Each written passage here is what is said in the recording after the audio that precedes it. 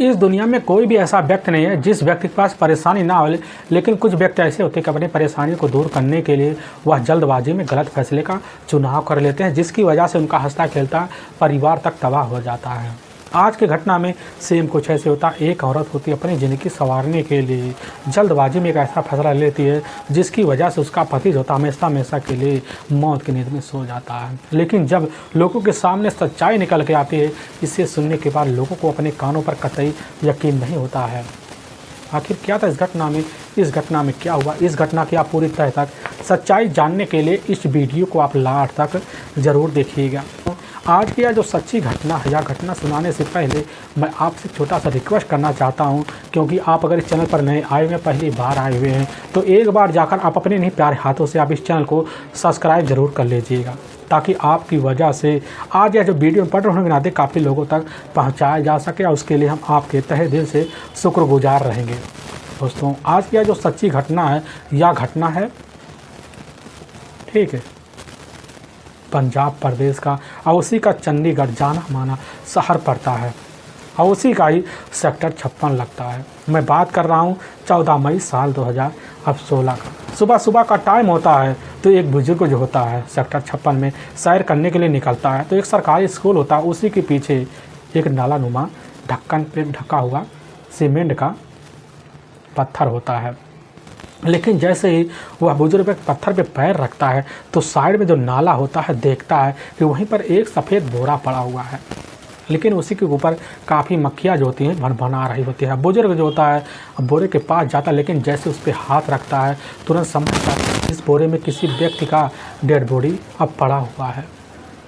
वह बुजुर्ग तुरंत ही वहाँ चिल्लाता, काफ़ी लोग इकट्ठा हो जाते हैं, काफ़ी लोग अपने निगाहों से अंदाज़ा लगा देते हैं। लगाने के बाद इसकी जो सूचना होता है तुरंत अब नज़दीकी पुलिस थाने में दे दिया जाता है। वहाँ की टीम खबर पाती है, अपनी टीम को लेती है, और लेने के बाद उसी वक्त उसी नाले के करीब पहुँचती है, और पुलिस के कुछ टीम होते हैं जो बोरी को बाहर निकलवाते हैं, और जैसे ही खोला जाता तो उसी में एक व्यक्ति का डेड बॉडी खून से लथपथ अवस्था में निकलता है बाहर। पुलिस की टीम काफ़ी अस्पताल में पड़ जाती है कि आखिर डेड बॉडी को यहाँ तौर तरीके से लगाने वाला हत्यारा कौन हो सकता है। अब वहाँ जितने भी खड़े व्यक्ति होते हैं सबसे उस व्यक्ति का बेहतर तरीके से शिनाख्त करवाया जाता है, लेकिन यदि कोई भी व्यक्ति होता है उस व्यक्ति का शिनाख्त नहीं कर पाता। जैसे बॉडी का पुलिस वहीं पंचनामा करती, उसी वक्त एक व्यक्ति सामने आकर खड़ा हो जाता है। लग जाता कि साहब मोहाली में गत्ता फैक्ट्री है, उसी में काम करने वाला या तो अजय कुमार है, और हम ही इसके ही कंपनी में काम करने वाले हैं। पुलिस की टीम यह बात सुनती है, उसी वक्त अजय कुमार का पता पहुंचती है। पता चलता है अजय कुमार जो होता है ठीक चंडीगढ़ के सेक्टर 56 का ही रहने वाला है। अब पुलिस की टीम जैसी खबर पाती है तो उसी वक्त जो होता है इसकी जो सूचना होता है उसी व्यक्ति के द्वारा लेती है, और लेने के बाद पुलिस की टीम एक टीम सहित जिस फैक्ट्री में अजय काम किया था वहाँ पहुँचती है। लेकिन पता चलता अजय जो होता है 2 दिन से ड्यूटी वापस नहीं आया। पुलिस की टीम समझ जाती है कि आखिर मामला किस बात का है। पुलिस की टीम इधर आती है। आने के बाद नज़दीकी जो पुलिस थाना होता है वहाँ की टीम पहुँचती है, और पहुँचने के बाद सेक्टर थाना 39 की टीम भी पहुँच जाती है, और वह जांच पड़ताल करने के बाद इसकी जो सूचना होता है अपने बड़े अधिकारी को दे दिया जाता है। लेकिन वहाँ के जो थाना प्रभारी होते हैं दिलशेर सिंह होते हैं, पहुँचते हैं, डेड बॉडी को तौर तरीके से निरीक्षण करते हैं, और निरीक्षण करने के बाद उठाकर अपने जो नज़दीकी सरकारी अस्पताल होता है उसी में अजय कुमार की डेड बॉडी को भिजवा दिया जाता है मोर्चरी में। और अज्ञात हत्यारे के विरुद्ध जो होता है थाने में आकर मुकदमा दर्ज कर लिया जाता है, और इस केस की छानबीन करने के लिए पुलिस की टीम होती है। अब जिस कंपनी में जिस फैक्ट्री में अजय कुमार काम किया करता था उसी कंपनी पुलिस की टीम पहुँचती है, और नाम पता लेने के बाद अजय कुमार के घर पुलिस की टीम पहुंच जाती है। और जब पहुंचती है तो अजय कुमार की अपनी जो पत्नी होती है, अजय कुमार की अपनी पत्नी होती है रूबी, जो द्वार होता है वहीं पर बैठी होती है, उसके अपने बच्चे भी होते हैं, सभी लोग घर में मौजूद होते हैं। पुलिस की टीम जब वहाँ पहुँचती है पूछने लग जाती है आखिर तुम्हारे जो पति हैं उनका क्या नाम है। कहने लग जाती कि साहब हमारे पति का नाम अजय कुमार है। लेकिन साहब वहाँ तो साल 2016 को सुबह के टाइम कंपनी गए थे, तब से वापस लौट के नहीं आए, और हम उनका जो होता है शाम के टाइम भी उनकी तलाशी की और फैक्ट्री भी गए थे, लेकिन उनका कुछ अता पता नहीं चल रहा है। था कि जो सिपाही होते जैसे आप बात सुनते उसी वक्त कहने लग जाते हैं कि हमें एक डेड बॉडी मिला हुआ है और डेड बॉडी आप चल के एक बार चेक कर लीजिए। लेकिन वहाँ जैसे ही आप सुनते उसी समय कहने लग जाती है कि साहब हमें नहीं यकीन है, उनके साथ कुछ हो सकता है। पुलिस की टीम कहने लग जाती है कि आपको क्या लगता है आपके पति के साथ क्या हो सकता है। रूबी कह देती है कि साहब हमारे पति के बीच जो होता है झगड़े तकरार हुए थे, लेकिन गुस्से में वह घर से निकल कर गए थे। पुलिस की टीम कहने लग जाती है अगर गुस्से में घर के निकल के गए थे तो मैं उनकी तलाशी क्यों नहीं की। वह कहने लग जाती साहब उनका रोज़ का ऐसे आना जाना होता है, हमसे जब भी गुस्सा करते हैं तो बिना बताए कहीं चले जाते हैं, लेकिन हाँ साहब कुछ देर बाद वापस ज़रूर आ जाते थे, लेकिन साहब 2 दिन का वक्त बीत गया, लौट के वापस नहीं आए। पुलिस की टीम कह देती है आखिर तुम जाकर थाने की सहायता क्यों नहीं ली। कह देती साहब हमने थाने में रिपोर्ट भी गुमशुदगी का मुकदमा अजय के नाम का दर्ज करवाया है। पुलिस की टीम तलाशी कर रही है। पुलिस टीम सोचने लग जाती है आखिर जब गुमशुदगी का मुकदमा दर्ज करवाया गया था तो इसकी जो सूचना होता हमारे कान में पहले कैसे नहीं पहुंची। वहीं पर रूबी होती है। पुलिस की टीम उसने जरूर को देखकर पहचान लेती है कि जरूर कुछ ना कुछ सच्चाई रूबी हमसे छुपा रही है, क्योंकि पुलिस के सामने 2 तरह की बात रख रही है। एक तो कभी कहती है कि साहब हमारे जो पति हैं 12 मई साल 2016 को सुबह के टाइम फैक्ट्री बता के निकले हुए थे। एक तो कहने लग जाती कि साहब वह तो शाम के टाइम जो होता है गुस्से में हमसे करके बाहर घर से निकले हुए थे।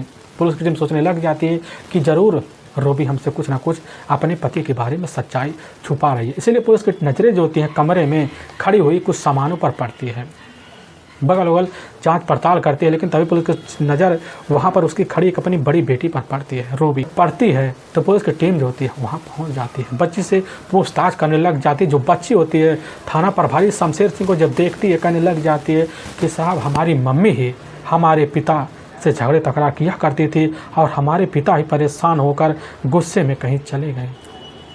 उसकी टीम कहने लग जाती है आखिर किसके लिए बेटा झगड़े तकरार तुम्हारी मम्मी किया करती थी। कहने लग जाती है कि साहब सुमन भैया हैं, उन्हीं को लेकर हमारी माँ जो होती है हमारे पिता से झगड़े तकरार किया करती थी। पुलिस की टीम जैसे ही कारण पूछती है रूबी जो होती है जाती है अपनी बच्ची के मुँह पर हाथ रख देती है और वहीं रूबी कह देती है कि साहब सुमन जो होता है हमारा एक अपना दूर का ही भतीजा है और उसका यहाँ आना जाना होता, आने जाने की वजह से हमारे पति अजय को यह बहुत काफ़ी ख़राब लग जाता, जिसकी वजह से हमारे और उनके बीच काफ़ी बार झगड़े तकरार हुए थे। पुलिस की टीम समझ जाती है इसमें माजरा कुछ और है और रूबी को पुलिस की टीम अपने साथ लेती है और लेकर अस्पताल की मोर्चरी में पहुँच जाती है और डेड बॉडी को बाहर निकालती है। लेकिन डेड बॉडी को जैसे रूबी देखती है तो अपने बच्चों सहित वहाँ दहाड़े मार कर चीख चिल्ला पड़ती है, लेकिन पुलिस की टीम उसके चेहरे को लगती है, समझती है गाड़ी आंसू ही निकल रहे हैं चेहरे से। पुलिस की टीम वहीं अपने हिसाब से जांच पड़ताल करने के लिए लगती है, लेकिन सोचने लग जाती है कि सीधा साधा हाथ जो होता है रूबी पर बिना सबूत के नहीं डाला जा सकता। इसलिए पुलिस की टीम एक्शन में आ जाती है। एक्शन में आने के बाद सबसे पहले जहाँ पर रूबी का अपना खुद का मकान होता है पुलिस की टीम वहाँ पहुँचती है। आस पास देखती है तो सामने एक कमरा होता है, जिस कमरे के ऊपर एक सीसीटीवी फुटेज लगा होता है। पुलिस की टीम उसको कब्जे में लेती है, लेकिन जब जांच पड़ताल करती है तो देखा जाता है ठीक 12 और 13 मई का रात का लगभग वही 12:40 का वक्त होता है। उसी वक्त रूबी जो होती है एक स्कूटी पर बैठती है, लेकिन उसी के पीछे एक युवक होता है। लेकिन जब युवक को काफ़ी ध्यान से देखा जाता पता लगता है जो युवक होता है वह तो सुमन है। अपने हाथों में एक बोरी होता है सफ़ेद रंग का, वही लेकर बैठ जाता है। पुलिस के जो संख्या होते हैं यकीन बदल जाता है और एक टीम पुलिस गठित करते हैं। उसी वक्त इधर सुमन और साथ में रूबी को अपने कस्टडी में लेते हुए थाने लेकर पहुंच जाती है। वही सीसीटीवी फुटेज दोनों के सामने रख दिया जाता है और सुमन और साथ में रूबी जब देखते हैं तो टूट जाते हैं कि चाची और भतीजे के बीच कैसे रिश्ते पनपे, जिसकी वजह से उसका जो पति होता है इस दुनिया को छोड़कर एक साजिश की वजह से हमेशा के लिए चला जाता है। असल में बिहार का जाना माना शहर पड़ता, उसी शहर का ही रहने वाला होता है अजय कुमार। अजय कुमार की जो शादी होती है ठीक 1 दशक के पहले हो जाता है। रूबी देखने में काफ़ी खूबसूरत भी होती है और चंचल भी होती है, लेकिन अजय कुमार के परिवार में उसके अपने माता पिता भी होते हैं, लेकिन उसका एक अपना भाई होता है। लेकिन जो बड़ा होता है वह भाई होता है ऑलरेडी शादीशुदा होता है, वह भी अलग ही रह रहा होता है। लेकिन पूरे परिवार की जो जिम्मेदारी होता है अजय के ऊपर होता है। लेकिन अजय जो होता है कभी कभी अपनी पत्नी को छोड़कर अपने परिवार के भरोसे जो होता है ठीक चंडीगढ़ चला आता था। आने के बाद जो होता है यार दोस्तों के साथ रहकर वहीं एक कंपनी होता है जो गत्ता फैक्ट्री, वहीं में काम किया करता था। ठीक ठाक जब पैसे आ जाते हैं, आने की वजह से लगभग जब साल का वक्त निकल जाता है तो अपने गांव अपनी पत्नी के साथ समय बिताने के लिए चला जाता, लेकिन वहाँ ज़्यादा से ज़्यादा 10-12 दिन ही रहता, फिर वहाँ कभी अपनी कंपनी में चलाया जाता था। लेकिन वक्त गुजरने लग जाता है। वक्त गुजरने के साथ जो होता है रूबी के जीवन का जब 10 साल बीत जाता है, रूबी के टोटल 3 बच्चे हो जाते हैं। और रूबी अपने गांव में बिन पति के रहने की वजह से काफ़ी तंग आ जाते, क्योंकि तीनों बच्चे जो होते हैं पास एक प्राइमरी स्कूल होता है उसमें पढ़ने के लिए चले जाते थे और रूबी अकेली बैठी बैठी घर में बोर हुआ करती थी, क्योंकि रूबी के जो सास ससुर होते हैं एकदम बूढ़े होते हैं, उनको कुछ दिखाई और सुझाई ढंग से नहीं देता था। लेकिन पड़ोस का ही रहने वाला इधर अजय का ही एक अपने दूर के चाचा लगते हैं, उन्हीं का बेटा होता है। इधर अजय के घर जो होता है आना जाना होता है और उस चाचा के लड़के का नाम होता है सुमन, जिसकी उम्र जो होता है रूबी से 6 साल ही छोटा ही होता है। और रूबी के घर आने जाने की वजह से रूबी की खूबसूरती को देखता है और रिश्ते को अहमियत को भुला बैठता है कि हमारी चाची भी रिश्ते में लगती है, और भूल बैठता है। और जब भी रूबी को किसी चीज़ की ज़रूरत होती तुरंत ही बाजार लेकर अब इधर सुमन को पहुंच जाती, अपने हिसाब से शौक पूरा कर कर अपने घर चली जाती। लेकिन ना जाने कब रूबी के करीब सुमन इतना आ जाता है कि दोनों के बीच संबंध तक पनप जाते हैं। और जब संबंध पनप जाते हैं बेहतर तरीके से, अब इधर सुमन और साथ में रूबी दोनों मिलकर अपने ही घर में रिश्तों को कामयाब करना शुरू कर देते हैं। और ऐसे रिश्ते चलते चलते सालों का वक्त गुजर लग जाता है। तो अजय जो होता है चंडीगढ़ के सेक्टर 56 में एक कमरा लेता है, उसी कमरे को अपने पैसे से अपने नाम लिखवा लेता है और वहीं पर रहने लग जाता है। जब अजय को विश्वास हो जाता हमारा ठिकाना बन गया है, तो साल 2015 में ही अपनी पत्नी को टिकट बनवा कर अपने पास बुला लेता है। लेकिन जब आती है, आने के बाद अपनी पति को भनक तक नहीं लेती कि हमारा किसी से अफेयर चल रहा है, और तीनों बच्चों को अपने साथ लेती है। और इधर पैसे होने की वजह से अजय के पास अपने तीनों बच्चों का दाखिला पास ही स्कूल होता उसी में करवा देता है। अब सुबह के टाइम अजय अपने फैक्ट्री चला जाता है, लेकिन दोपहर के टाइम जो था खुद इधर रूबी खाना पैक करती टिफ़िन में और लेकर अपने पति के ही गत्ता फैक्ट्री में पहुंच जाती, कुछ बातें करती, टिफ़िन दोबारा वापस लेकर अपने घर पहुंच जाती। रोज़ का जब आदत हो जाता है तो अजय को भी लगने लगता हमारी पत्नी की कुछ अपने शौक़ होते हैं, समझ जाता क्या शौक़ है। और उसी वक्त अजय अपनी पत्नी के लिए एक देता, अब स्कूटी चलाना शुरू कर देती है। अब चलाने जब लग जाती है अपने तीनों बच्चों को स्कूटी से ही स्कूल छोड़ती। तो दोपहर का जब वक्त हो जाता है, दोपहर के वक्त भी स्कूटी लेती और स्कूटी से ही अपने पति के फैक्ट्री में पहुंच जाती, टिफ़िन देती, फिर वापस चली आती। कभी उसके मन में शंका तक का नहीं होने दिया जाता था कि आखिर हमारा अभी तक किसी से अफेयर चल रहा है। लेकिन जब मौका मिलता इधर रूबी को अकेले माहौल में, तो फ़ोन ज़रूर मिला लिया करती थी सुमन के पास। लेकिन सुमन जो होता है अपनी ही चाची दूर के रिश्ते से रिश्ता बनाने के लिए बेकरार उठता है। तभी उसको याद आता है कि हमारे तो एक अपने खुद के ही जीजा है, इस प्लाट में इधर हमारे चाचा अजय कुमार है, उसी के ऊपर एक और मकान, उसी मकान में हमारे अपने जीजा कुल प्रकाश ही रहते हैं। और जब खबर पाता है तो सुमन बड़ा खुश हो जाता है। उसी वक्त अपने जीजा कुल प्रकाश से बात करता हमें भी यहाँ काम लगवा दो। कुल प्रकाश सुनने के बाद कहने लग जाते आ जाओ साले। और जब खबर पाता है सुमन पहुँच जाता, उसी ऊपर वाले कमरे में रहना शुरू कर देता और पूरा दिन पड़ा रहता खाली।